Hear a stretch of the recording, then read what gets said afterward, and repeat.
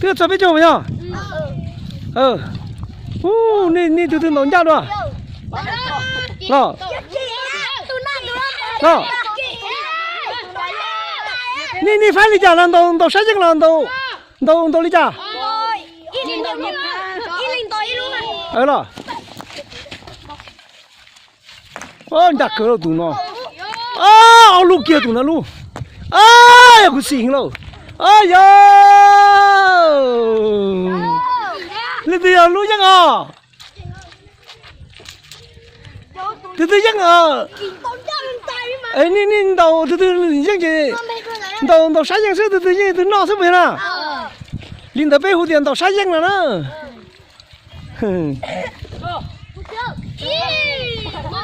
Tụi bé gì đã khá là trò phải không?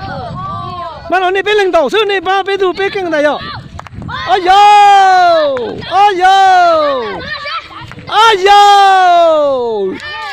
Trả lời xe từ lúc chắc nữa.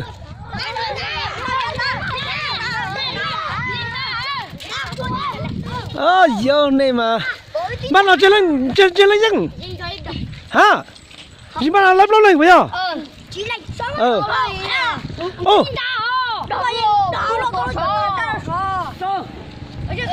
Mà nó chống cửa rồi. Nè sao tao alo mà tao ilu cái gì cái chống mà. Nè cho còn lớn thu. Tụi nó. Lại trò rồi. Lại khề rồi. Cho tụi mình nó cưng đó tụi mình nó. Chả.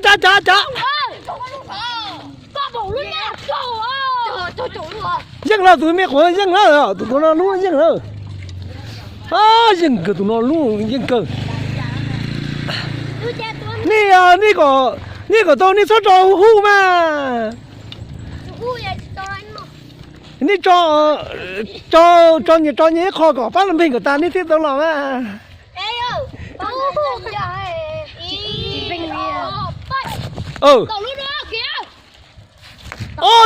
Nó chế sư.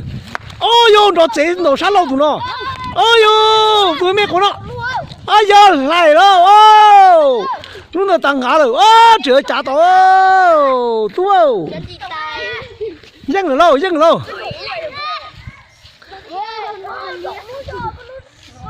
Tụi này mà nó biết chưa hả? Cho chân nu. Chụp nó luôn à? Nè bảo sao có cho kia rồi nè cho biết cho kìa nè từ đầu từ lúc gì sẽ cho biết cho nào vậy?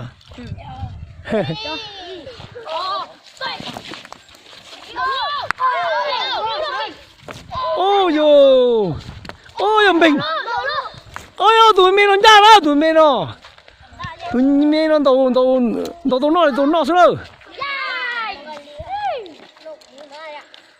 Nè mà đầu tôi lúc chừng nú đâu tả chân đâu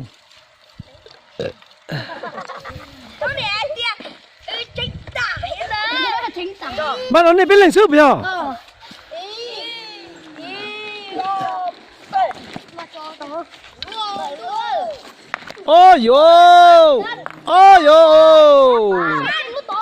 chuối tụi mình nó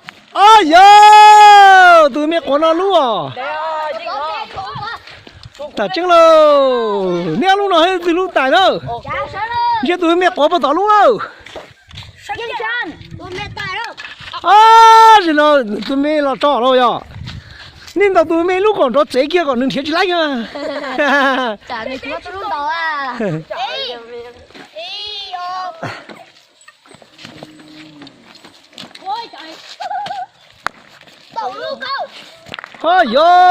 ilu tăng khá sao lúc làm bình thế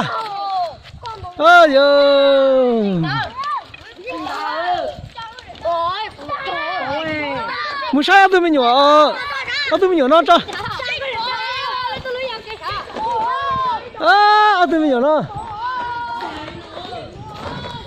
tụi nó chắc tụi nó rồi nên một thứ à chắc là đá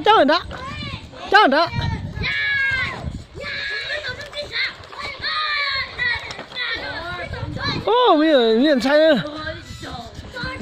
cha chi trời sai sao tung hết à đúng không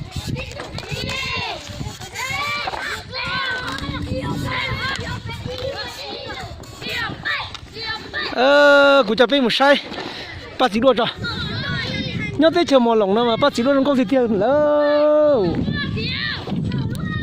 bác sĩ đua mà tên đạp bao và giờ cho kia cho lúc bác chế biết cho lúc bỏ sổ nó sư bác sĩ đua mà đạp bao sơ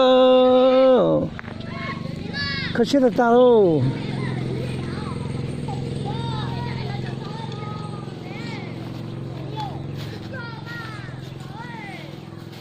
bác sĩ đua mà nó có được ta đâu